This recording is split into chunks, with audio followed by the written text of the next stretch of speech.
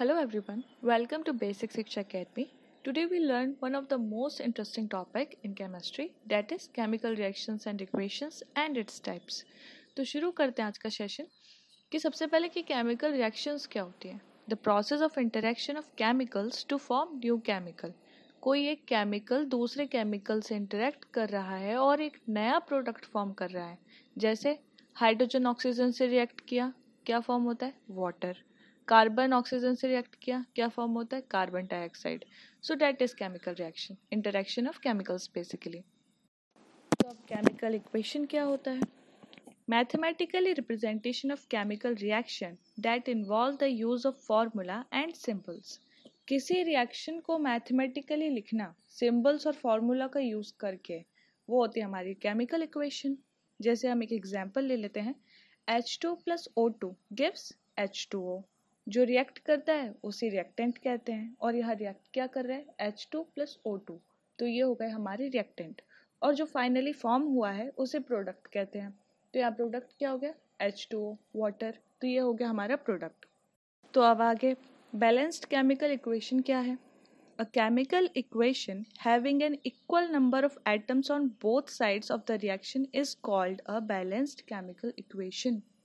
जो भी एलिमेंट्स दिए हुए हैं इक्वेशन में वो लेफ्ट और right side equal number of atoms में हैं, तो हम बैलेंस्ड केमिकल इक्वेशन कहते हैं.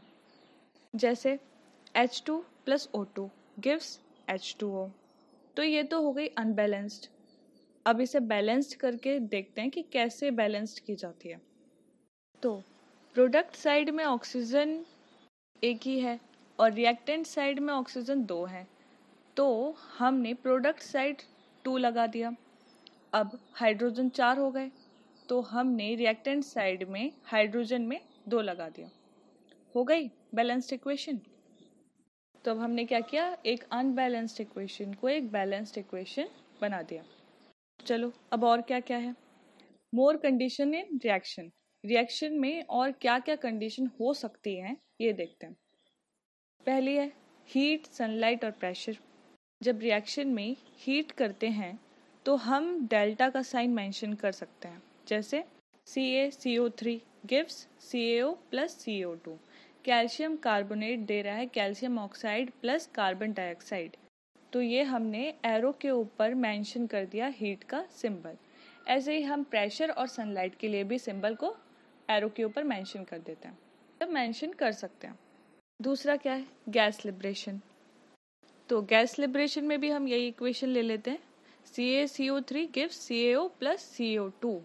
अगर किसी रिएक्शन में प्रोडक्ट साइड में, मतलब जो चीज़ फॉर्म हुई है उस साइड में अगर गैस लिबरेट हुआ है तो उसके लिए हम अप हेड एरो दिखा देंगे.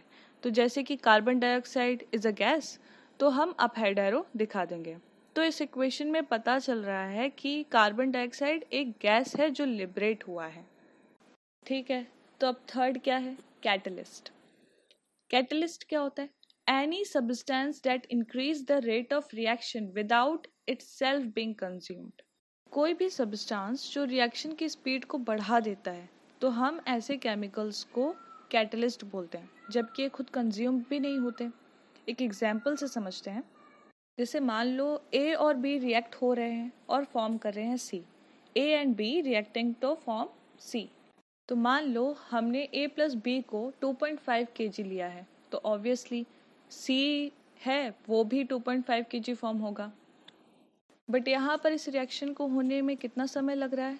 मान लो 35 मिनट लग रहा है. तो मैंने ये पाया कि ऐसा केमिकल है जिसका नाम है X.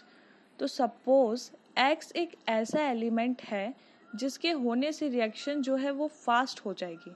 तो जो हमारी रिएक्शन थी अब 35 मिनट की जगह 15 या 20 मिनट में हो जाएगी. और जो X है, मान लो कि मैंने X को 20 ग्राम लिया है, पर रिएक्शन कंप्लीट होने के बाद मैंने देखा तो X जो है वो बिल्कुल यूज़ नहीं हुआ, वो 20 ग्राम का 20 ग्राम ही है. तो उसको हम क्या बोलते हैं? कैटलिस्ट बोलते हैं, कि जो खुद बिना कंज्यूम हुए रिएक्शन को फास्ट करे. तो इसे कैसे लिखेंगे? A plus B is the presence of X gives C. तो अब चौथी कंडीशन क्या है? Precipitation reaction. Produce insoluble salt. Precipitation reaction उन रिएक्शन को कहते हैं जिसमें प्रेसिपिटेट फॉर्म होता है, और प्रेसिपिटेट क्या होता है? Insoluble salt. तो एक एग्जाम्पल लेके देखते हैं। PbNO3 ट्वाइस यानी लेड नाइट्रेट, और ये रिएक्ट कर रहा है सोडियम आयोडाइड के साथ।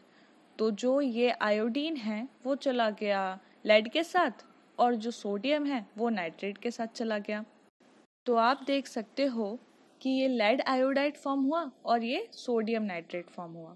तो ये सोडियम नाइट्रेट एक्वस फॉर्म में है, जबकि लेड नाइट्रेट सॉलिड फॉर्म में है, जो डिसॉल्व नहीं हो पाया यानी इनसॉल्युबल है, और जो डिसॉल्व नहीं हो पाता वो नीचे की तरफ सेटल हो जाता है, इसलिए हम यहाँ डाउन हेड एरो दिखा देंगे। चलो तो अब पांचवा क्या है? Physical state. जैसे कि फिजिकल स्टेट भी हम मेंशन कर सकते हैं रिएक्शन को और भी इंफॉर्मेटिव बनाने के लिए। जैसे C+O2 गिव्स CO2, तो C यहाँ पर हमने लिख दिया स्टेट इसका सॉलिड, ऑक्सीजन का लिख दिया गैस, और क्या हुआ? CO2 gas.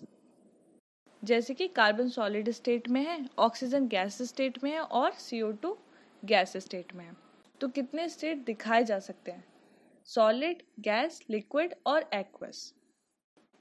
तो ये 4 फिजिकल स्टेट ऐसे ब्रैकेट में नीचे सबस्क्रिप्ट में दिखाए जा सकते हैं।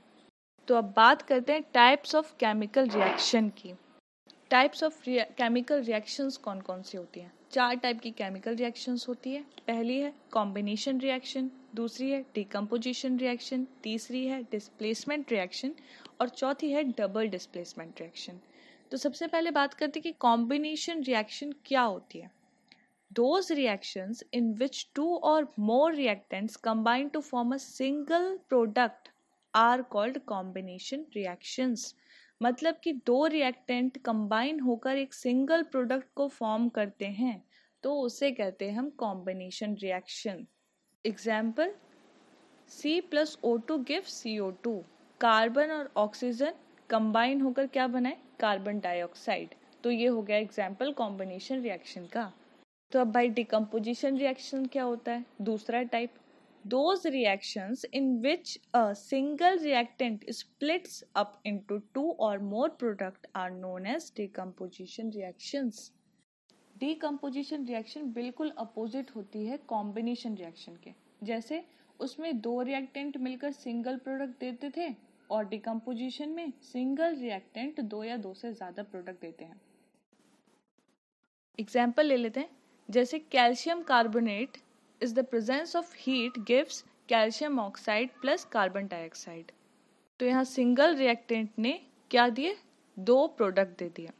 डिकम्पोजिशन में एनर्जी देनी पड़ती है तभी वो ब्रेक होते हैं। ओके, तो अब बात करते हैं थर्ड टाइप की, डिस्प्लेसमेंट रिएक्शन की।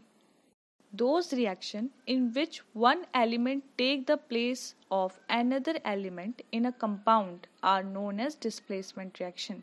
जैसे एक केमिकल दूसरे केमिकल को रिप्लेस कर देता है उसी के कंपाउंड से, तो वो होती हैं डिस्प्लेसमेंट रिएक्शन। तो एक एग्जांपल लेते हैं, zinc plus copper sulphate gives zinc sulphate plus copper. तो यहाँ क्या किया? जिंक ने रिप्लेस कर दिया कॉपर को, और क्या बना लिया सल्फेट के साथ? Zinc sulphate. तो यहाँ जिंक ने कॉपर को कैसे रिप्लेस कर दिया? तो क्योंकि जिंक की रिएक्टिविटी ज़्यादा है कॉपर से, इसलिए वो रिप्लेस हो गया। तो जो रिप्लेस कर रहा है उसकी रिएक्टिविटी ज़्यादा होनी चाहिए, तभी ये रिएक्शन पॉसिबल हो सकती है। अब फोर्थ टाइप क्या है? Double displacement reaction. Those reaction in which 2 compounds react by an exchange of ions to form 2 new compounds are called double displacement reaction। तो एग्जाम्पल से समझते हैं। जैसे silver nitrate plus sodium chloride gives silver chloride plus sodium nitrate. तो जैसे यहाँ ions exchange हो गए, Ag और Na एक्सचेंज हो गए, और 2 नए कंपाउंड्स फॉर्म कर दिए। तो कौन कौन से नए कंपाउंड फॉर्म हो गए? सिल्वर क्लोराइड और सोडियम नाइट्रेट। तो यहाँ क्या हुआ? 2 बार रिप्लेसमेंट हुई और 2 नए कंपाउंड्स फॉर्म हो गए।